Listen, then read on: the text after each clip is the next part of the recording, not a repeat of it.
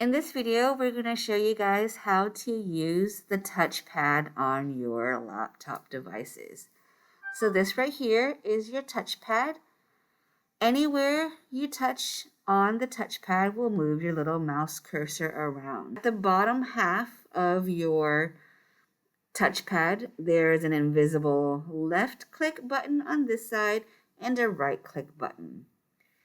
The right click button usually is used to bring up menus like the one that's just popped up on your screen. The left click button is to select items, such as if I'm clicking on here, or if you wanted to open an application on your desktop, you would use the left click button and you would click it twice to open up items. If I wanted to move any of my windows around, I'm going to click on it with the left click button. Sometimes it's easier to use two hands here. I'm going to click on it with the left button and hold down with that finger. And then with my other hand, I'm going to move it around. If you move your cursor over to where it has different arrows like this and hold down on the left click button, you can change the size of your items. So you can change it to make it thinner here. If it's at the bottom, you can make it go up and down. And if you put it in the corner, when you have the double-sided arrows, you can use that to resize your windows so that you can see multiple things at once, such as your zoom window on one side and your work on the other, if that's what you were working on. Another thing you can use a touchpad for is to zoom in and out.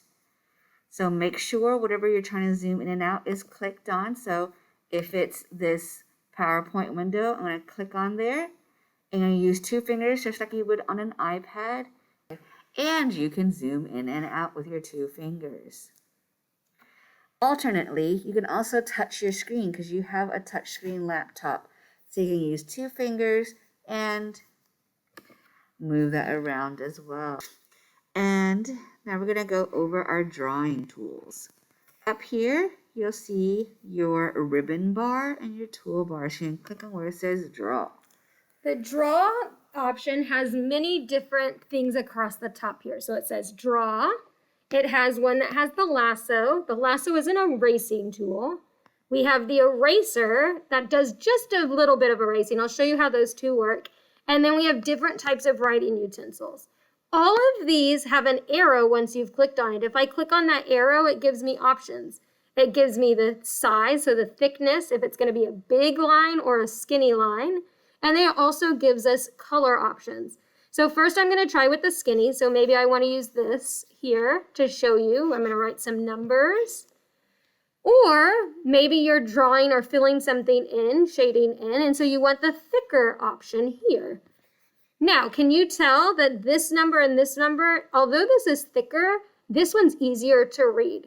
So we're going to use either our smallest option or our second to smallest, like this, so that it doesn't take up too much space and your teachers can read your information.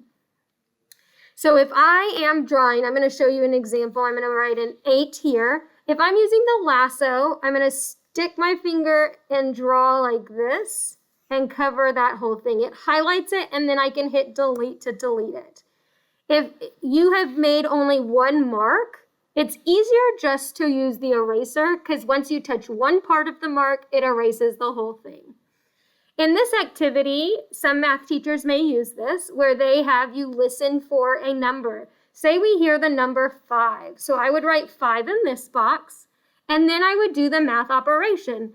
5 plus 0 equals 5. Maybe I wrote my 5 and I don't really like the way it looks, so I'm going to hit the eraser and try again, just like that.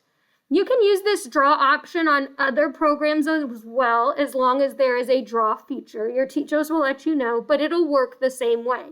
Once I'm done drawing, for me to move around or do something different, I have to turn the draw off. So I'm going to go over here and click on the draw here, and it unhighlights it. So now that I clicked on it, it's highlighted so I can draw. When I click on it again, it's unhighlighted and it's not letting me draw anymore. Do you see how that works? Like before, we talked about zooming in and out, how you could do it on your mouse pad or on the screen. You just click your two fingers together and then you pull them apart to make it bigger. This is if you're working on a worksheet, this is a great tool